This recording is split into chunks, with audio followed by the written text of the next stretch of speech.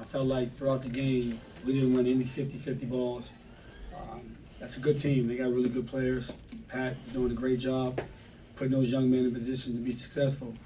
I'm confident that we're going to have a great year, but we didn't defend as well as we needed to win this game down the stretch. But other than that, we're going to learn from this. We're going to watch film. We're going to get better and prepare for our game on Friday. Juan, Yes. when you look at being able to get that thing to overtime after things have been sputtering, how impressive was that, you think, for your guys? It's very impressive, man. I want our guys to play with the utmost confidence. I love our team. I love their swag, their confidence.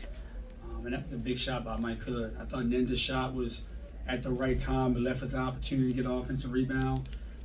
But in that case, you know, the players make plays, and we did at the end of regulation. Speaking of players making plays, their number one did so to close the game. I didn't hear you say that. Speaking of making plays, their number one did so to close the game. Oh, yeah. What'd you tell your guys? Like, how to corral it? Yeah, I mean,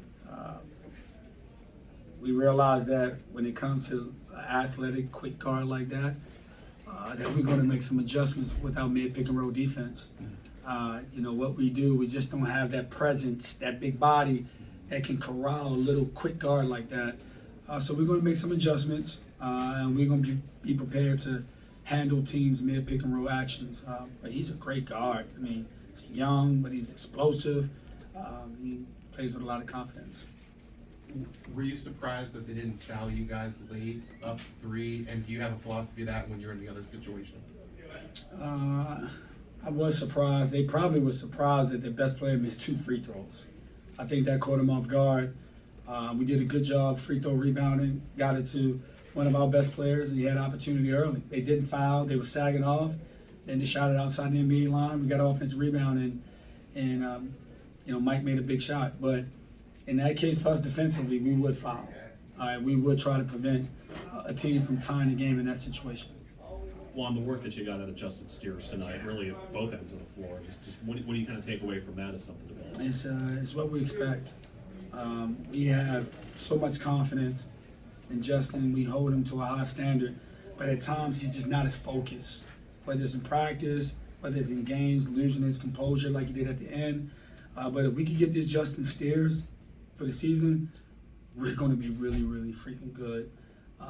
But Justin, you know, he apologized to his brothers. He apologized to the coaches. He'll learn from this and keep getting better. What was the scouting report on their number 0 on Murray? He's a great talent. He's a great talent. I mean, I know the SEC, as a freshman, he got 10 and shot great percentages. So we wanted to put our best defender on him, which was Ninja Tarkin. You know, he didn't shoot the ball great, took 27 for 21, but he made threes early, right? He allowed him to get a rhythm early, but he's going to be great for Pat, and you know, I wish him all the best. Baltimore kid, you know, got to wish him all the best. Coach, you guys forced 18 turnovers. What was the key to getting the Hoya offense out of rhythm tonight? Well, we knew they was going to play through Brandon. We knew they was going to post up the big fella.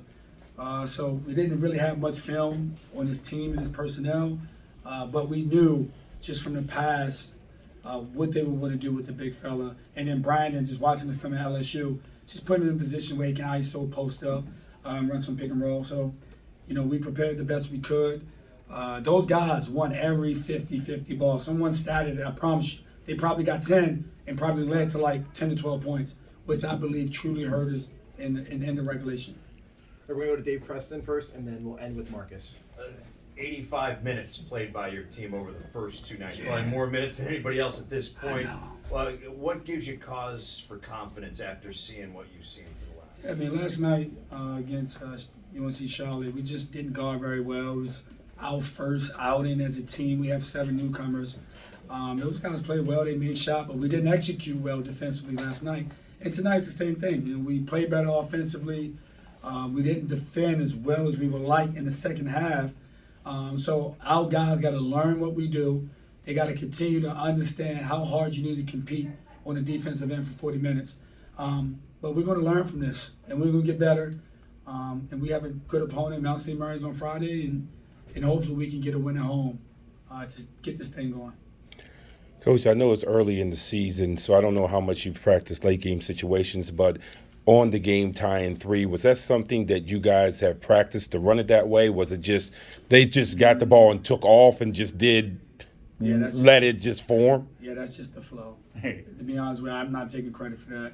It was more about we did have a call on the make. If he'd have made a free throw, we had a call. But in that case, on the miss, we want to probably try to push and get a look at the basket, which Nindertalk did, and he took it, with seconds remaining, and Mike Hood was able to get, a long offensive rebound, knock the three down. So we do practice end of the game situations. I did have a call, which I was confident that we were going to execute. But in that case, they missed 2 free throws. You got to go. Thank you, Coach. All right.